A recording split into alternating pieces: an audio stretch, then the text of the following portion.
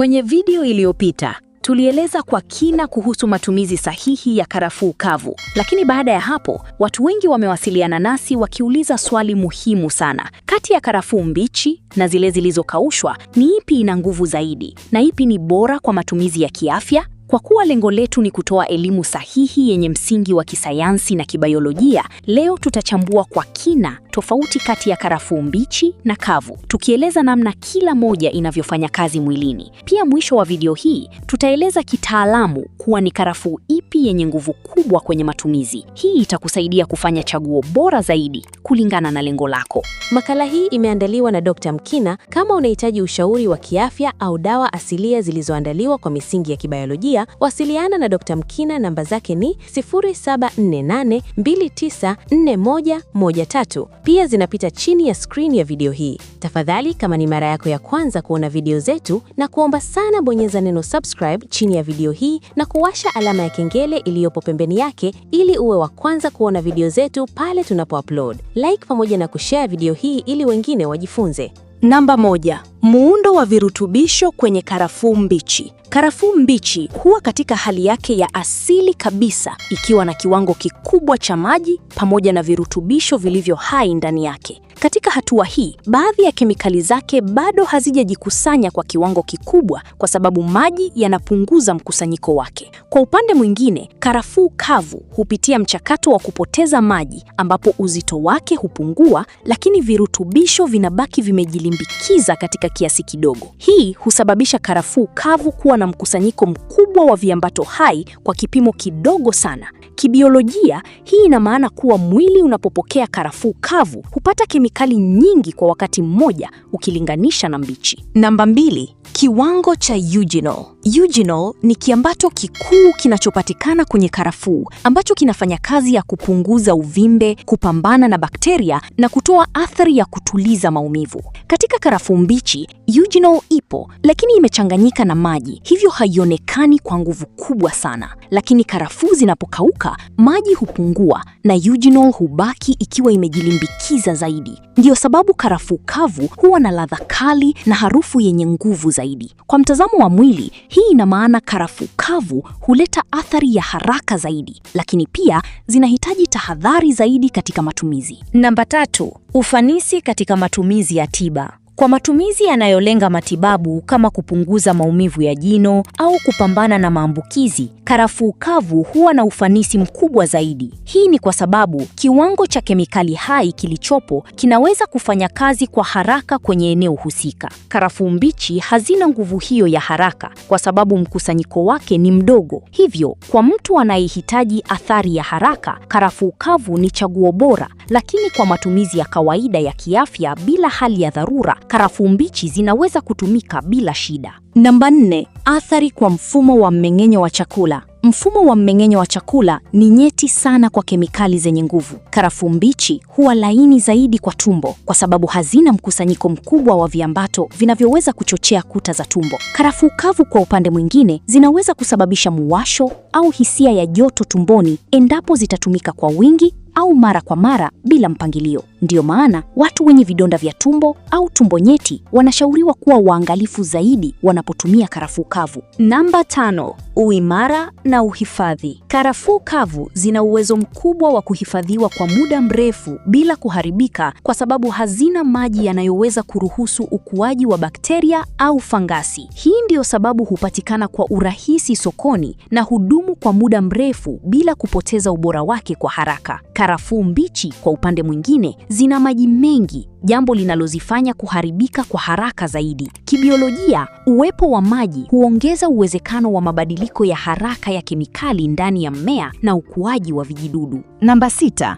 Urahisi wa matumizi. Karafuu kavu ni rahisi zaidi kutumia kwa sababu tayari zipo katika hali inayoweza kutumika moja kwa moja bila maandalizi mengi. Unaweza kuzitumia kwenye maji, chakula au hata kuzitafuna moja kwa moja. Karafuu mbichi mara nyingi hazipatikani kwa urahisi na zinahitaji kuhifadhiwa kwa uangalifu ili zisiharibike. Hii inafanya karafuu kavu kuwa chaguo linalopendelewa zaidi na watu wengi kwa matumizi ya kila siku. Namba 7. Nguvu ya harufu na ladha. Harufu na ladha ya karafuu hutokana na mafuta muhimu yaliyomo ndani yake. Karafuu kavu huwa na harufu kali na ladha yenye nguvu zaidi kwa sababu ya mkusanyiko mkubwa wa mafuta haya baada ya maji kupungua. Karafuu mbichi huwa na ladha nyepesi na harufu tulivu zaidi. Hii inaathiri jinsi zinavyotumika, ambapo karafuu kavu hutumika zaidi kwenye tiba na karafuu mbichi hutumika zaidi kwenye vyakula au matumizi mepesi. Namba 8. Usalama wa matumizi ya kila siku.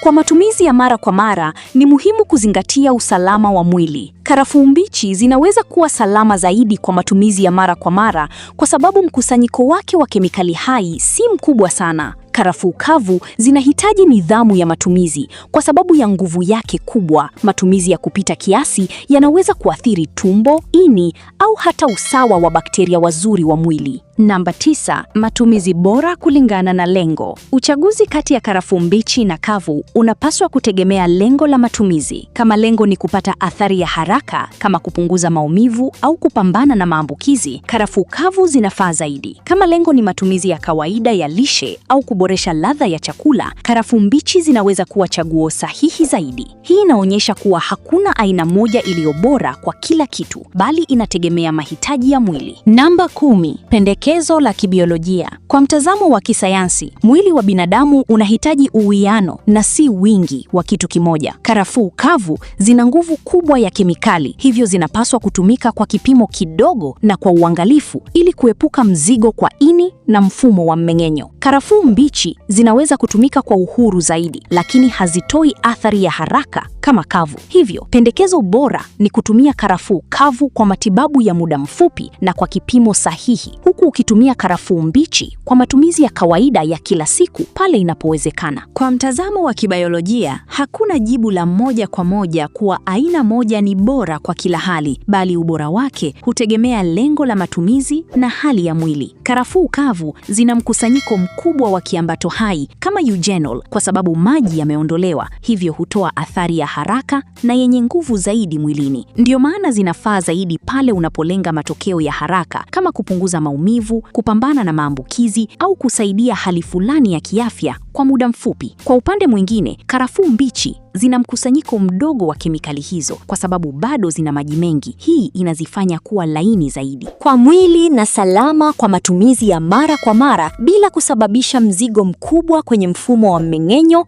au ini. Hivyo, zinafaa zaidi kwa matumizi ya kawaida ya lishe na uimarishaji wa afya kwa muda mrefu bila hatari kubwa ya athari zisizohitajika. Kwa msingi wa kisayansi, kama unahitaji nguvu na matokeo ya haraka, karafuu kavu ndio chaguo bora, lakini zitumike kwa kiasi na kwa muda mfupi kama tulivyoeleza kwenye video ya matumizi ya karafuu kavu. Kama unahitaji usalama na matumizi ya muda mrefu, karafuu mbichi ni chaguo bora zaidi. Wataalamu wa afya na lishe wanasisitiza kuwa karafuu ni kiungo chenye viambato hai vyenye nguvu. Hivyo matumizi yake yanapaswa kuzingatia kanuni ya kiasi na lengo la matumizi. Kwa mujibu wa mtazamo wa kibiolojia, karafuu kavu zina mkusanyiko mkubwa wa kemikali kama eugenol, hivyo hutumika zaidi pale inapohitajika athari ya haraka kama kupunguza maumivu au kusaidia kupambana na maambukizi ya muda mfupi. Hata hivyo, wataalamu wanaonya kuwa matumizi ya mara kwa mara au kwa wingi yanaweza kuathiri tumbo au kuongeza mzigo kwa ini. Karafuu mbichi, wataalamu huziona kuwa chaguo salama zaidi kwa matumizi ya kawaida ya lishe kwa sababu zina mkusanyiko mdogo wa kemikali hai, hivyo mwili hupokea kwa utulivu zaidi bila msukumo mkubwa wa kimetaboliki. Hata hivyo, hazitoi athari ya haraka kama karafuu kavu. Wataalamu pia wanashauri kuwa watu wenye hali maalum kama wajawazito, wazee,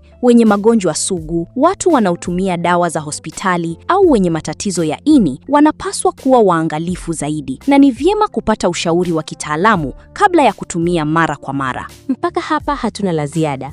Tafadhali, kama ni mara yako ya kwanza kuona video zetu, na kuomba sana bonyeza neno subscribe chini ya video hii na kuwasha alama ya kengele iliyopo pembeni yake ili uwe wa kwanza kuona video zetu pale tunapo-upload.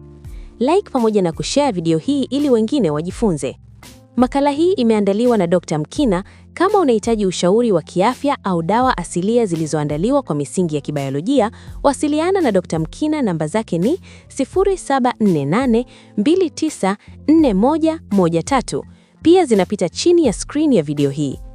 Kumbuka kuwa Naturemed Supplies inajitahidi kuhakikisha kuwa kila mwanadamu anakuwa na afya njema kutokana na vitu asilia.